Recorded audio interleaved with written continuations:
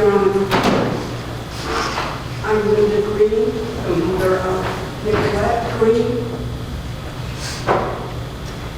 How do I explain to you what it means to lose my child, Nikki, forever? This is a grief that, for me, has no closure. There's only the beginning and the rest of my life. Just knowing that my Nikki won't be coming back to us forever. No matter what happens with this trial or the outcome, she is forever going to be missing in my life and in my family's life. I'll never see that incredible smile again. We will never sit at a table and have a meal together again. There won't be any more hugs or kisses ever again. Every day and every night, I see in my mind my image of my daughter Nikki in the horror and terror she must have been feeling with the water rising in a cage that she couldn't escape. Floodwaters that kept going higher and higher, and she's screaming. I see this in my mind every day, every night. She's screaming. I can see her. And as the water comes to her nose, I know she's screaming that she wants to be seen with her children. Again, she doesn't want to leave them.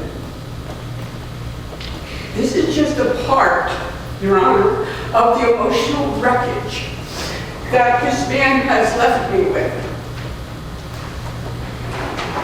This is a wrong for me that can never be made right. It can't be fixed. It can't be mended. And I can't even cry it away. This journey is the worst mental, emotional, and physical pain of a parent that a parent can ever have. It is beyond words to describe. Thank you. Thank you. Your Honor. I'm Rose Hirschberger. I'm Nicolette Green's daughter. Your Honor, I honestly can't find the words. My mother was a loving and compassionate woman. My mother didn't have a chance to watch my siblings grow up. My sister was supposed to have our mother at her graduation. My brother was supposed to have our mother as he grew up. None of us will ever be able to hear her say she loves us again. None of us will be, she will never be able to hold her children. We will never have the chance to have her in our weddings. She will never see our children. My mother had so much life ahead of her. My mother's last moments must have been terrifying, and that's something I'll never be able to get over. I was with my mother the morning of the 18th. A brief hug and a kiss on the cheek and I love you is my last memory with her. We agreed when she'd come home we'd have a family night with my siblings and I when she was released from Darlington, but she never came home. Every day I miss her. Every day my brother and sister have to go through the constant pain and reminder that our mother was taken from us in such an unfair way. This is a pain you cannot be released from. My mother is gone forever, and that is something that cannot be changed. My mom didn't deserve any of that pain, and she definitely didn't deserve to die.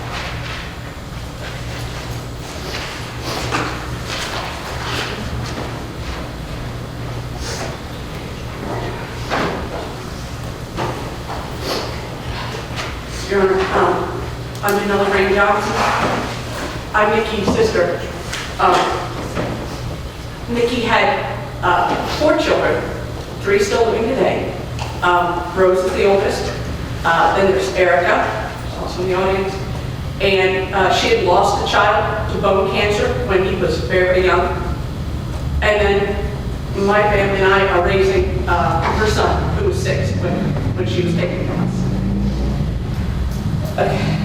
I must have written and rewritten a statement I don't know how many times. It's been written in anger. It's been written in abject despair, disbelief, all of them over and over again. But I'm standing here with a mixture of all those emotions today. And I'm simply asking that you do what the law allows and impose the maximum sentence for each count to be served consecutively. And I'm asking for my sister, who was my very first best friend in life. She deserves this justice, as does Wendy and Wendy's family. My sister was a tortured soul on earth. She was. But her life was meaningful to a great many people. Her violent death hit our family and our friends in the community very, very hard. She struggled with mental health issues her entire adult life, and she was no stranger to grief or tragedy. As I said, she lost a son who was very young to bone cancer. I cannot even tell you how much our family has suffered every day for the 3 years, 8 months, and 1 day that she was taken from us. That's almost 1,340 nights that her young son went to bed without his mother. That her loving arms weren't there to give him a hug. And she wasn't there to give him a smile. I also write the statement on behalf of my father, who died, quite frankly, of a broken heart. Almost a year to the day that we lost Nikki. We buried him on the 1-year anniversary of her death. I know it's a broken heart because he had a heart attack the day after her burial, and he never recovered. This was a man who survived Marine Corps in Vietnam, lost a lung, but he could not handle the heartache of losing Nikki in this manner. I write this on behalf of her son. And remembering the moments that I had to tell him that his mom was never coming back. My husband and I delivered the news to my parents and to her 3 kids. Stephen Flood has had 3+ years with his family since the killings. His daughter getting married, births, birthdays, he's been through, he's seen it all. He's had that luxury. This was a deliberate act set in motion by a pompous, stubborn man who was supposed to be a trained professional. He swore to serve and protect. Instead, he abused the trust that my sister Nikki, Wendy, in the state of South Carolina, entrusted him with. And why? For what? To save some time? Or because Flood was being Flood? He decimated our family with his reckless behavior and took 2 people from this earth. And I'm sure his family will talk about how he suffered. But I call that living with a guilty conscience. He knowingly and wantonly made decisions as a trained police officer that directly resulted in the 2 deaths. Any actions he took after that fact were irrelevant and do not diminish our pain. I'm begging the court to serve justice and give our family a modicum of closure.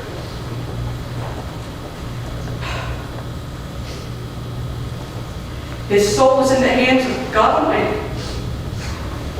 And I have honestly forgiven him. I have forgiven him for what he's done to our family, for what he's taken from us. I had to, my own mental health, I had to get to that point where I can look at him and say, I forgive you for what you've done. We will pick up the pieces and we will move on. But again, I'm asking the court to serve justice.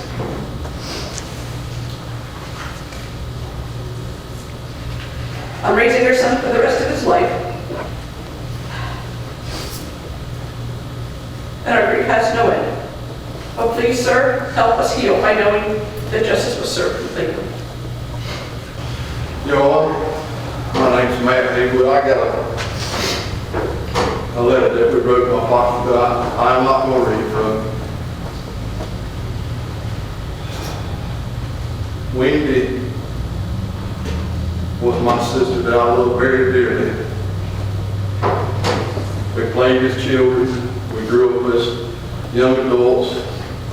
Went our separate ways in adulthood. But always loved each other from a distance.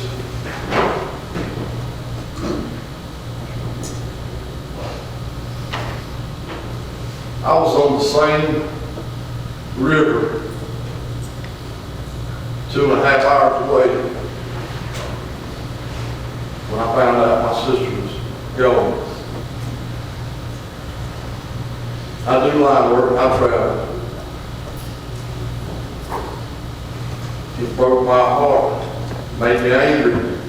How in the world could 2 police officers be capable of doing what I've heard? But I have confidence in you and the great state of South Carolina to do what's right in this case. I want to thank each and everybody that's here. That's about all I got to say, Judge. Thank you. Thank you. My name is Mom. And I know I was emotional yesterday. I am so sorry. I apologize. But I lost my little girl September 18th, 2018. And I had my son, which I am so thankful for. And I have her children. But Wendy, as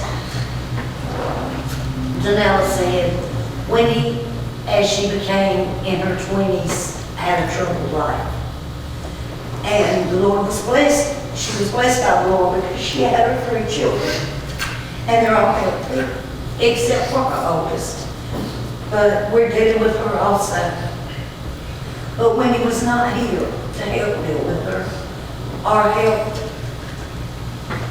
Chase and his problems and all of them. And I hate it. And I hate it for him. I had to make myself forgive him. I try to live a good life, but you know, sometimes things are hard. And it was very hard. But I know that he has to get up and look in that mirror every day. And you know, there's a point about that, and we all have to look at ourselves. And I have to look at myself today for not being the person I needed to be yesterday. But I do ask that you realize that this is a family that has really been tormented. And grandchildren that will never know, 3 of them will never know their grandmother. And I just pray that you make the right decisions in this case, and I think you will. Whether they suit me or whether they don't, I feel like you will do what you need to do. And I do pray for all of us, everybody in here, because we never know when we walk and turn that way, what may come up in our lives that we never thought would ever come. Thank you. Thank you. Charles Newton. I'm Wendy's son, and I did write a little something on him. Let's just say mistakes were made and accidents do happen, but this wasn't an accident to drive into floodwaters. I understand it would have made him happy to cut down some time when you were driving with my mom and Miss Nikki in the back. But now my whole family is not happy because your decisions cut all my mom's time and took her life away from her and us. I'm not going to sit up here and drill you, Mr. Flood, and tell you how much I dislike/hate you. But I will say some of my family members will never forgive you. But I cannot live with a grudge in my heart, so I will say I do forgive you for the decisions you made that caused the death of my mom. But I will never forget. I will have this burnt into my brain forever. And I say unto you, Mr. Flood, good luck on your future endeavors. I hope you make better decisions in your life from here on out. I also want to say thank you to everyone who was involved in this case. We're all grateful for all the hard work that you have done. So I will close by saying I can forgive, but I cannot forget.